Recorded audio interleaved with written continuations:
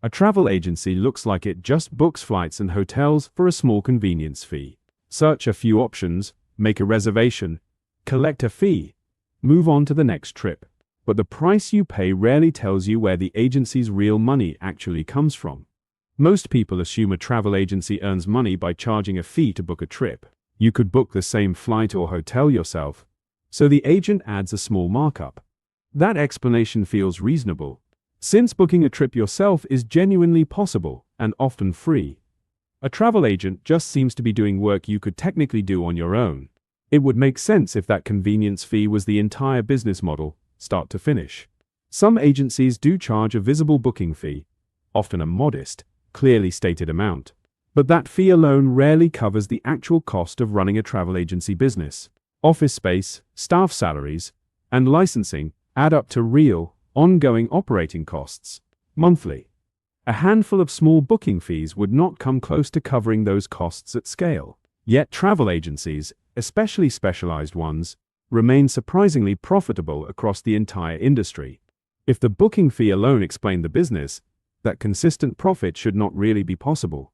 So the fee you see on your invoice was never the main source of the real profit. The real engine sits somewhere else entirely, mostly invisible to the traveler booking the trip. It has almost nothing to do with the price printed on your final itinerary.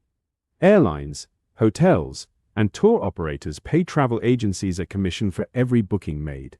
That commission is built into the price you already pay, never shown as a separate line. You see one total price, unaware that a percentage of it flows back to the agency. Commission rates vary by supplier, sometimes landing anywhere from 5 to 15% of the total. Hotels and tour operators often pay higher commissions than airlines, whose margins run notoriously thin. That is part of why some agents seem to push hotel packages more than flight-only bookings. It is not necessarily dishonest, it is simply following where the underlying incentive naturally points. This commission model means the customer's price often does not change whether they use an agent or not. The supplier pays the same either way, whether you booked directly or through an agency. That is part of why using an agent can genuinely be free. From the traveler's own perspective, the agency gets paid by the supplier, not by adding a hidden markup onto your price. Suppliers pay commissions instantly upon booking, others only after the trip is actually completed. That timing matters for an agency's cash flow, especially around busy seasonal booking periods. Agencies specializing in complex, multi-stop, or luxury trips often earn stronger commission rates overall. Plus, itineraries take more agent time, and suppliers compensate accordingly for that additional effort. A simple one-way domestic flight might earn an agency almost nothing in commission at all. That is why some agencies quietly discourage or decline extremely simple, low-commission bookings entirely. The commission structure quietly shapes which trips an agency actually wants to spend time on. None of this commission math ever appears anywhere on the traveler's own printed itinerary. It is negotiated entirely between the agency and the supplier, behind the scenes, invisibly. That invisible flow of money is the actual foundation most travel agencies are built on. The visible itinerary was never really the product, the commission behind it always was. Bundling a flight, hotel, and rental car together does more than just add convenience. It also makes it far harder for a traveler to see the actual price of each piece. A bundled package hides the individual markup on every single component inside it. You might pay slightly more for the flight and slightly more for the hotel, unnoticed. Comparing a bundle against booking each piece separately takes real time most people skip entirely. That comparison friction is exactly where a bundled package earns its extra, quiet margin. Agencies negotiate wholesale rates with suppliers, then bundle and price the package themselves. The gap between that wholesale rate and the final bundled price becomes real, protected profit. This is not unique to travel. Bundling pricing appears across many industries for similar reasons. A single bundled price feels simpler and more reassuring than assembling several separate bookings. That psychological ease is worth real money to an agency selling a complete vacation package. Bundles genuinely save the traveler money compared to booking everything separately, and some do not. Without breaking down each component, most travelers have no easy way to actually tell which. Agencies know this, and structure package pricing carefully around that natural information gap. well-designed package can look like a clear deal, even when the margin inside is healthy. That is not necessarily deceptive. Transparent pricing simply is not the industry's typical default approach. Newer agencies market themselves specifically around transparent, itemized package pricing instead. That transparency can become a genuine competitive advantage against opaque, traditionally bundled competitors. But itemized pricing also makes the underlying markup easier for a customer to question directly. That is a real trade-off many agencies weigh carefully when deciding how to present their pricing. The bundle is not just a convenience, it is quietly a pricing strategy built around limited comparison. The vacation feels like one simple purchase, priced as several separately marked up pieces. Beyond supplier commissions, many agencies also charge the traveler a direct service fee. That fee is billed separately from the trip cost itself, clearly stated on the invoice. It typically covers the agent's time spent researching, planning, and coordinating a complex trip. Simple, straightforward booking might carry a small or even no service fee at all. Complicated multi-country itinerary with many moving pieces often carries a much higher fee. That fee structure reflects the actual time invested, not just the value of the trip itself. Some agencies charge a flat consultation fee just to begin planning, before any booking happens. That fee is sometimes credited back if the traveler proceeds with an actual booking afterward. It protects the agency's time from travelers who want extensive research without ever booking anything. Planning time is a real cost, even when a trip never actually gets booked in the end. Service fees became more common industry-wide after commission rates began shrinking years ago. As commissions fell, agencies needed a second, more direct way to actually cover their costs. That shift changed the traveler's relationship with an agent, from free advice to a paid service. Many travelers still do not realize service fees exist until they see one on an invoice.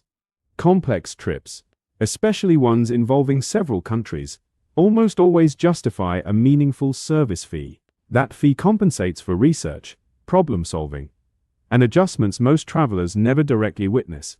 Agencies specializing in complex travel often earn as much from fees as from commissions themselves. That balance varies significantly by agency, by specialty, and by the type of trip being booked. Some agencies waive the fee entirely for repeat clients, protecting a long-term relationship instead. That flexibility treats the fee as a pricing lever, not a rigid, one-size-fits-all charge. Service fees quietly shifted the industry's revenue mix, without most travelers ever fully noticing. The fee on your invoice is often paying for expertise, not simply for pressing a booking button.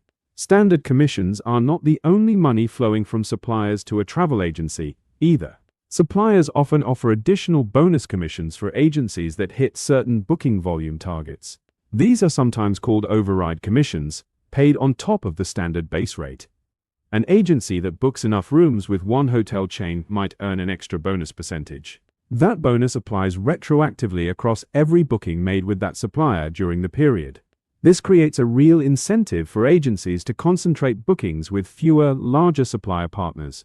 Spreading bookings thin across many small suppliers means missing out on these volume thresholds entirely. That is part of why some agencies consistently recommend certain hotel chains or cruise lines more. It is not always about which option is objectively best for the specific traveler involved. Sometimes it is genuinely the best fit, and the override commission is simply an added bonus.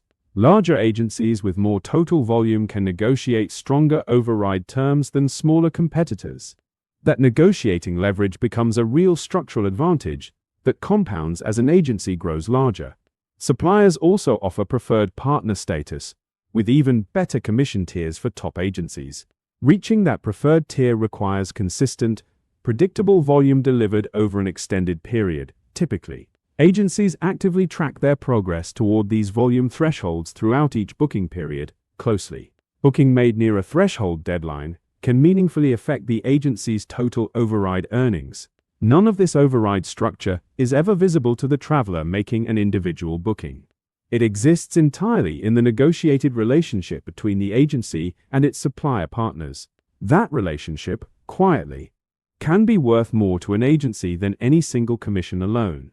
Override commissions reward scale and consistency. not just the volume of any one single sale. They are a big part of why some agencies specialize narrowly, focusing on fewer preferred suppliers. That focus is not random, it is built directly around maximizing this exact bonus commission structure. Beyond the core trip, agencies sell a range of optional add-ons during the booking process. Travel insurance is one of the most common, and often one of the highest margin, upsells. Travel insurance often costs the agency very little, yet retails for up to 40% margin. Most travelers never file a claim, making insurance profitable in the large majority of cases. Airport transfers, guided excursions, and seat upgrades are also commonly offered as add-ons. Each of these carries its own margin, often stronger than the margin on the core booking. Agents are frequently trained, or incentivized, to mention these add-ons during every single booking. A traveler focused on planning a trip rarely stops to compare add-on prices elsewhere carefully. That is the same convenience premium that shows up across almost every part of this industry. Insurance specifically is often framed around protecting a large upfront trip investment, understandably. That framing makes the add-on feel like a responsible precaution, rather than an optional expense. Some travelers genuinely need and benefit from that coverage, especially on expensive or complex trips. Others may be paying for protection that overlaps with coverage they already have elsewhere, unknowingly. Agencies rarely have a strong incentive to point out that potential overlap during the booking. Each add-on, individually, looks like a small, reasonable increase to the overall trip cost. Layered together across insurance, transfers, and excursions, that small increase compounds meaningfully, though. None of these add-ons are dishonest. Most genuinely deliver the service they explicitly promise. But they are priced with the same margin discipline as every other part of the business. Add-on revenue also does not depend on airline or hotel commission rates staying strong at all. That independence makes add-ons an increasingly attractive revenue stream as core commissions have shrunk. Some modern agencies now build much of their entire margin around add-ons and insurance alone. The core trip becomes almost a loss leader, built to make the add-on upsells possible. Some travel agencies buy hotel rooms or tour spots in bulk, well before any traveler books. Bulk purchase locks in a wholesale rate, often 20 to 30% below retail price. The agency then resells those rooms individually, pocketing the difference as pure margin. This works especially well for popular destinations during predictably busy travel seasons each year. If every room in that block sells, the agency captures the full spread on all of it. If demand falls short, the agency can be left holding unsold inventory at its own risk. That risk is the real trade-off behind this model, unlike the safer standard commission approach. Commission-based bookings carry no inventory risk, since the agency never buys anything up front. Block rate bookings can be far more profitable, but only when demand actually shows up.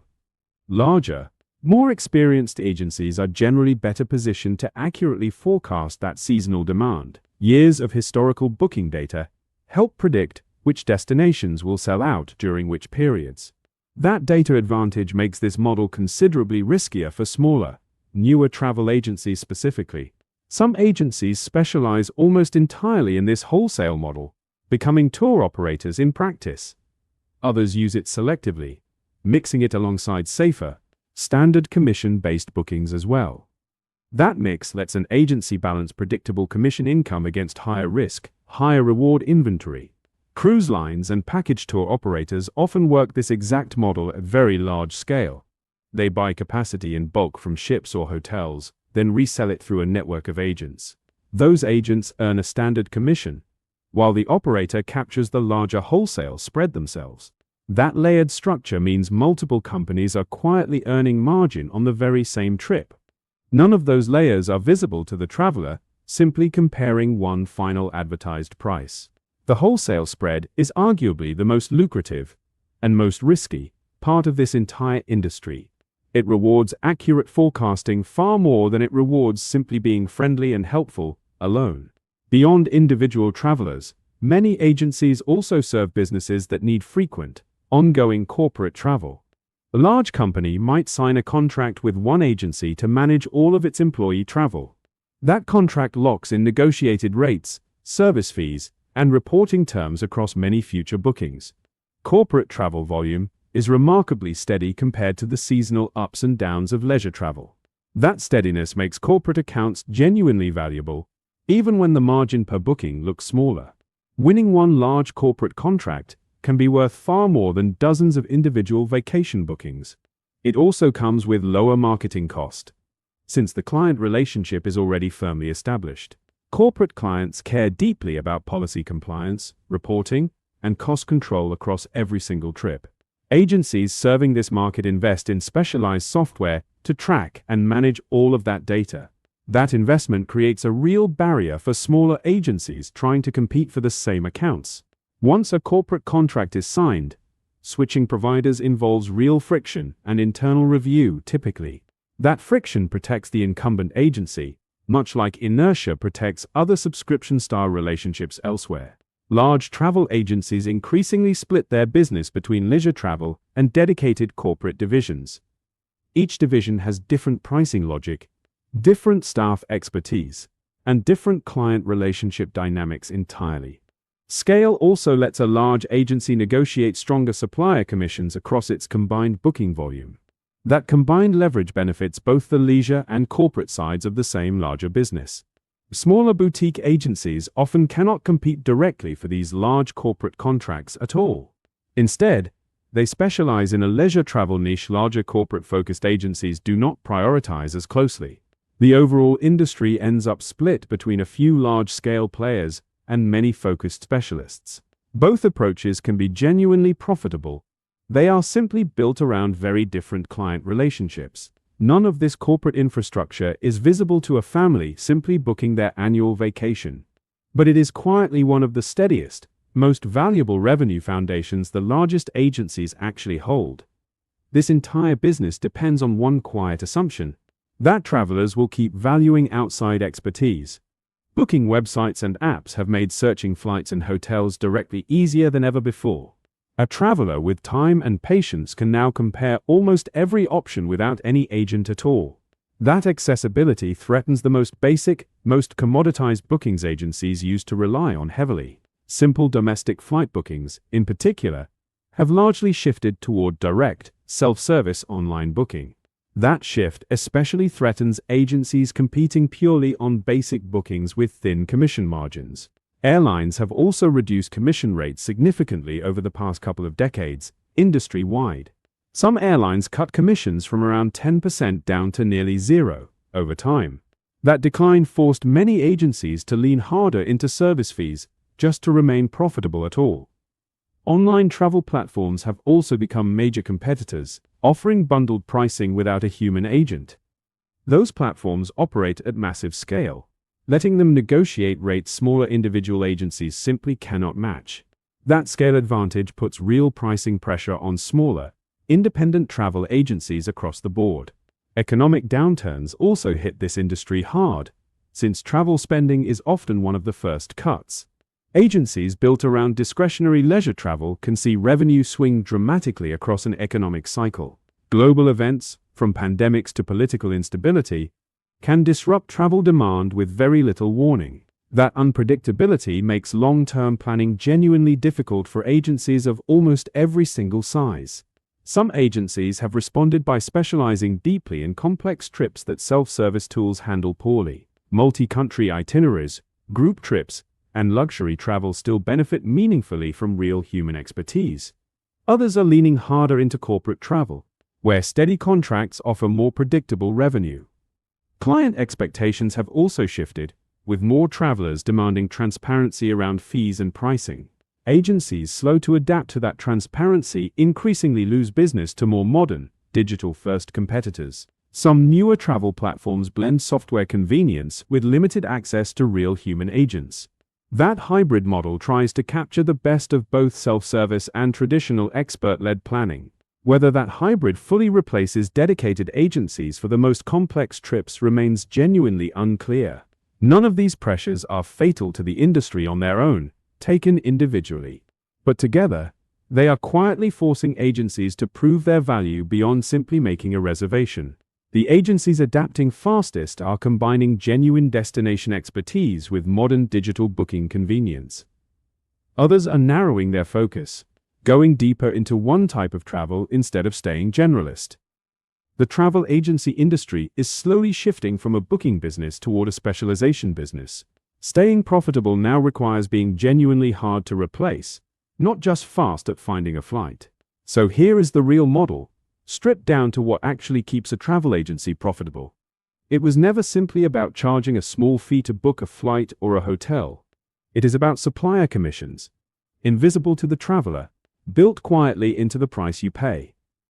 Package bundling adds a second layer of margin, hidden inside one simple, reassuring total price. Service fees emerged as commissions shrank, shifting the industry toward direct, visible charges instead. Override commissions reward scale and supplier loyalty, invisible to any single individual booking. Insurance and add-ons quietly became one of the highest margin parts of the entire business. Wholesale block rates trade safety for potentially larger, riskier, forecast-dependent profit margins.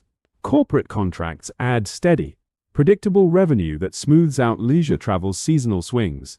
None of these pieces work particularly well in isolation. They compound across every single trip booked. That is why an industry that looks like simple booking runs on genuinely layered economics. The itinerary was never really the full story from the very first booking onward. The real story was commissions, bundled pricing, fees, and relationships built over years, not days. Direct booking platforms and shrinking commissions are starting to test how essential agents really are. The agencies that survive that shift will be the ones offering something software genuinely cannot. Everyone else sees a person who books flights and hotels, nothing more complicated than that. The person who built the agency sees commissions, bundles, overrides, and a portfolio of relationships. That is the gap between simple booking and a genuinely sophisticated, layered travel business. Next time you book through an agent, remember what is actually behind that final quoted price. Bundled margin and relationships most travelers never see on a single printed itinerary. That invisible structure, not the trip itself, is what actually keeps this business running. The itinerary was never the product, the business built quietly behind it always was.